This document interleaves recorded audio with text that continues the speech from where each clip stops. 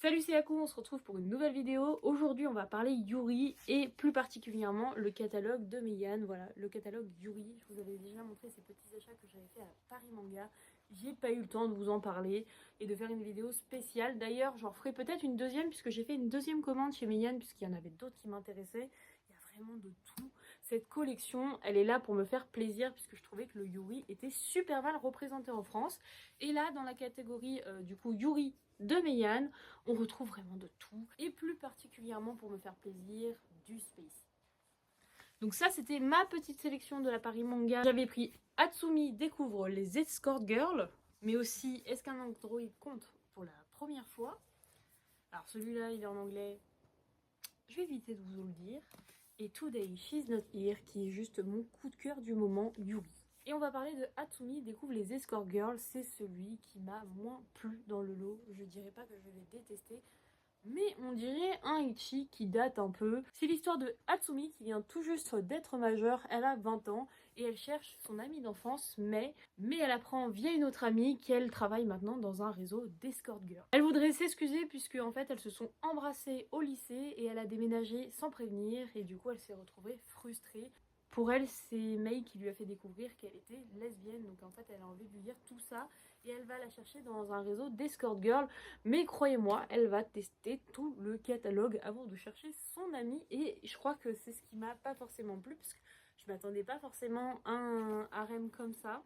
Mais du coup, écoutez, c'est Interspective Reviewer version Yuri, c'est assez drôle. Et pour le coup, on a pas mal de scènes spacey, hein. Ça m'a étonnée puisque d'habitude, je sais qu'on est assez censure dans ce genre de manga. Et donc là, je suis très contente parce que ça va du tac au tac. On n'est pas sur du très explicite, mais quand même, ça y va et ça fait plaisir. Il y a un côté beaucoup plus mature. On a aussi celui-ci. Alors celui-ci finit en 3 tomes et je suis dégoûtée puisque c'est tout simplement LDK version Spacey et Yuri. C'est tout simplement cette fille qui ne paye pas son loyer et la propriétaire va lui proposer de payer en nature et chaque semaine elle demande son droit de cuissage, on va dire ça comme ça. Il est trop drôle. Et 3 tomes, et purée, il me faut la suite, sachant que en plus la propriétaire a des sentiments pour sa locataire, donc c'est vraiment trop mignon, trop adorable et vachement spacey. En plus, série courte, vraiment, il faut que je prenne la suite, vraiment.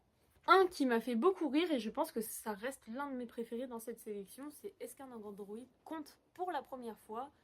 Et là, c'est tout simplement Akane qui, à chaque fois, à la fin du boulot, se boit beaucoup trop de binouze et commande des choses farfelues sur le net. Elle va tout simplement se commander un robot de la culture. Et oui, petite femme toute mignonne, voilà. Donc c'est très mignon. Très drôle, c'est hilarant. On se croirait dans Showbiz Spacey Yuri. Ça ressemble toujours à quelque chose qu'on a déjà vu. Et le comparatif est assez drôle, vous verrez.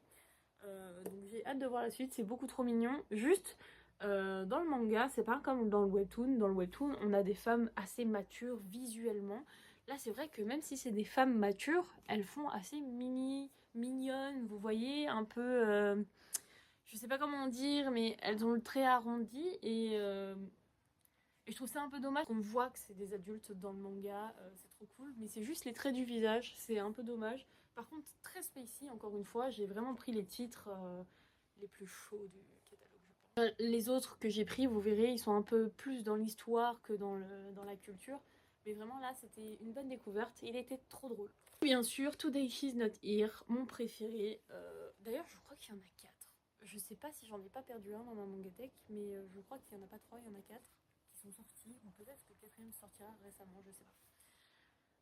C'est juste mon préféré parce que pour moi, l'histoire comme le côté spacey est là. Dans cette histoire, on suit tout simplement Yuni, donc cette fille qui est amoureuse de Nanase, une fan de volleyball qui est omnibulée par son club au point de parfois délaisser sa petite amie. Yuni est folle amoureuse de sa copine, mais parfois c'est vrai que la frustration prend le dessus et elle le partage sur un compte privé où elle cache son identité mais révèle pas mal de choses sur sa vie privée qu'elle évacue tout simplement sa haine. Jusqu'au jour où Fuko arrive et va foutre le bordel.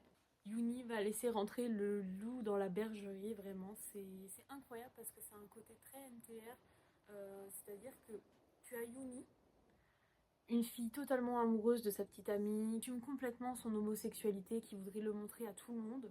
On a Nanase, Si vous voulez, elle préfère se protéger, mais aussi protéger Yuni parce que par le passé, il lui est arrivé des mauvaises choses avec sa petite amie et elles ont eu plein de problèmes. Donc aujourd'hui, elle est plus en retrait et ne veut pas forcément montrer son homosexualité aux yeux de tous. Et en même temps, elle est omnibulée par son club, donc elle délaisse sa petite amie. Et on a Fuko, qui est genre, on dirait juste une folle. Elle a un passé assez mystérieux et c'est pour ça que j'attends la suite là parce que c'est très très intriguant ce qui se passe.